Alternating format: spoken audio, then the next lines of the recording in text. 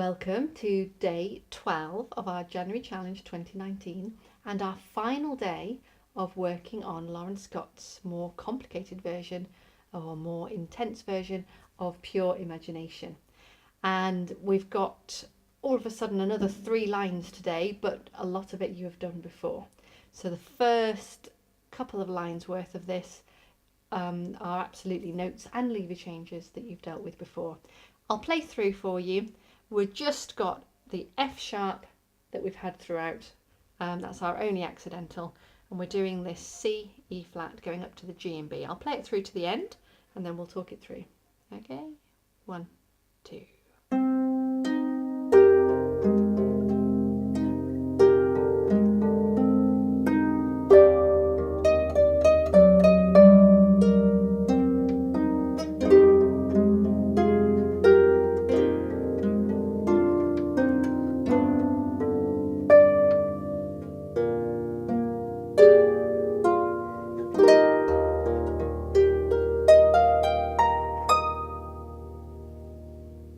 Pretty, isn't it? Okay, so I'll just get rid of that lever. Puts me back where you are. So the first, like I say, the first 2 lines are identical to, well, really, they're identical to lines 3 and 4 from your first page with the lead in. So we have C, E, G and B. So you place all 4 of those, 4, 3, 2 and 1, and your left hand's down on the F, C, A, C, moving to the B, D, A, D. Then we do 4, 3, and we leap to get the G and D, and our left hand does an octave. And then as we go down, this time placing a triad, we change a B lever. And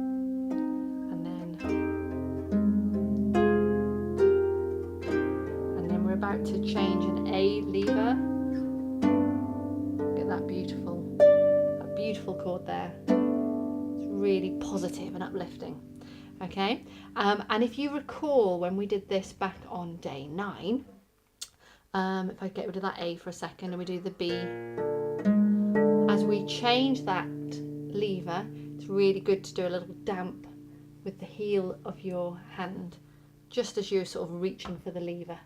Okay, so let's play that section, just those 2 lines together for a minute. So I'll get rid of those 2 levers, so I'm back with you just with my F sharp accidental setup. Okay, so join in if you want, or just follow along on the music as it goes, or just watch and notice where I do the levers. Okay, 1, 2, 3, 4.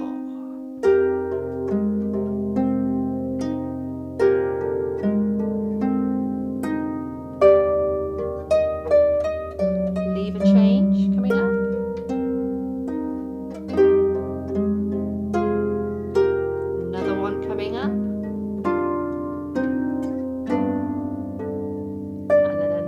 Off at that point as well, okay, which is your B lever going back off.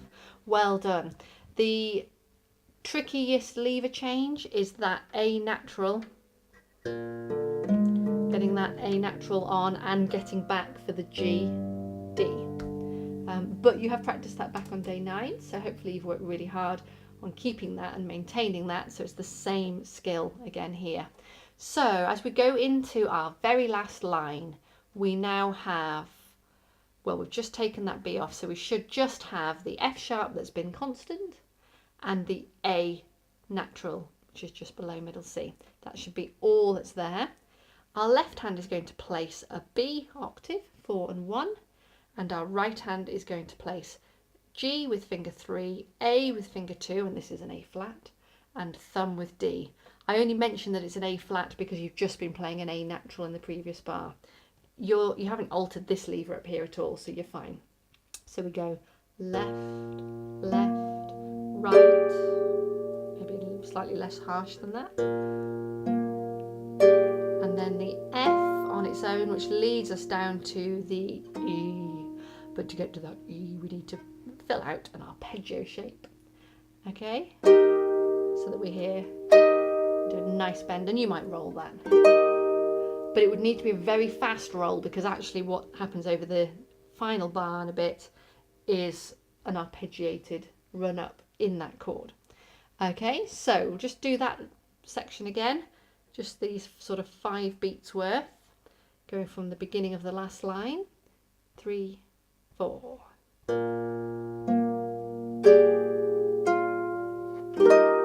Okay, and you'll notice how I've moved my hand ready for what's happening next down there. So as my right hand has gone to an E arpeggio shape, or an E flat arpeggio shape, my left hand has also gone to an E flat octave with my finger 2 on the B flat down there.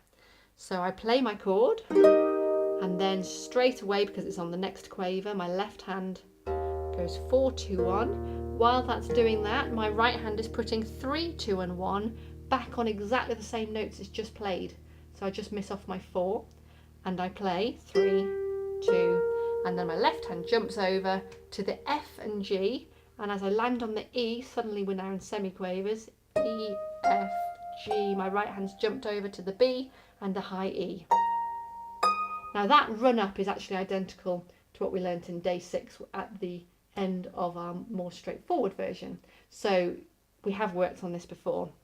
So the only difference is that we've got that fuller arpeggio shape at the beginning of that chord, and in the bar before that it's just the F leading us to that. So let's do the last line. I haven't done the harmonics at the end yet, but I'll do them in a second. But the last line all the way to the end, just without putting those final left hand harmonics in. So we go 1, 2, 3 and 4 and 1, 2, 3, 4, 1 and 2 and 3 and 4 and okay.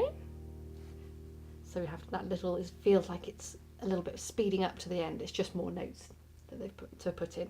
Now the left hand, it says optional left hand harmonics, so you could just play them as a little chord E and G there, which is what we did in the original version back on day 6.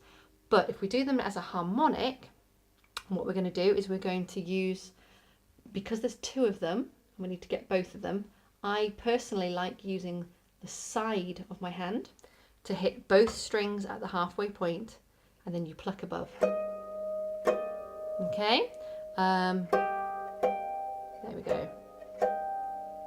And usually probably pluck with 1 and 3 rather than 1 and 2, but it's what you've been comfortable with and what you've maybe been taught. If you've never been taught these, then you can go with my recommendation of the side of your hand and 1 and 3 plucking above like that. It's so far removed from the thumbs up fingers down technique, so you have to kind of put all that to the side. A harmonic is where you've cut the string in half with your hand, so you've put pressure on the string at its halfway point, and then you pluck above, and you pluck and you're still pressing long enough for the pluck to have entirely happened, and then you release your hand and it rings out. You'll know when it's right. If you're not making a sort of bell-like high sound, move your hand up or down. It's usually a little bit higher for most people, unless you're someone that already plays high. But usually it's that you just need to go a tiny bit higher to find the right place for your harmonics. Okay, I don't know whether it would work the other way that people do left-hand harmonics, where they use the heel of the thumb, because it's the 2 notes. So personally I go side on and do it like that. So our last line, try it together. My right hand is on D, A, G. My left hand is on an octave B, and my left hand is going to start. We're moving into those final bars where we have the run up and then harmonics to finish, and those harmonics land as we play our top E. Okay. Okay. 1, 2, 3, 4.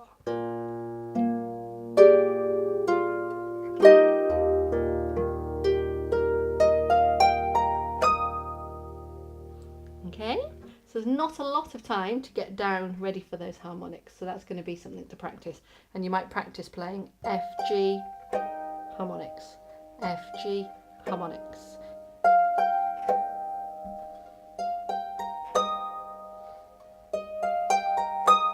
Practice the last beat of that bar. E, F, G, B, G. Lots to do. Okay, well done. We've got to the end of the fuller version of Pure Imagination. If you've kept up with that, feel really great about yourself because you're coping really well with some complex stuff there. That many lever changes is a lot to be thinking about. If you found it challenging but you've given it a go, again, give yourself a pat on the back, because to stick with something as challenging as this when you're finding it challenging is something to be proud of. And there's loads of time now for you to look at it yourself and watch videos again or look through the music again or the play-alongs to help yourself move further through it. If you got so far into this and thought, actually, this isn't for me, and you just happened to be watching today and hearing this, still well done for recognising what fits for you and for accepting where you feel comfortable, because actually working where you feel comfortable is great. It's really good, and you'll play really well where you feel comfortable. And by having given a go of pushing yourself, you'll be able to move marginally where you feel comfortable on a little bit as well. But give it time. So no, well done. I'll see you at the play along where we're going to play all the way through from the beginning. Okay, take care.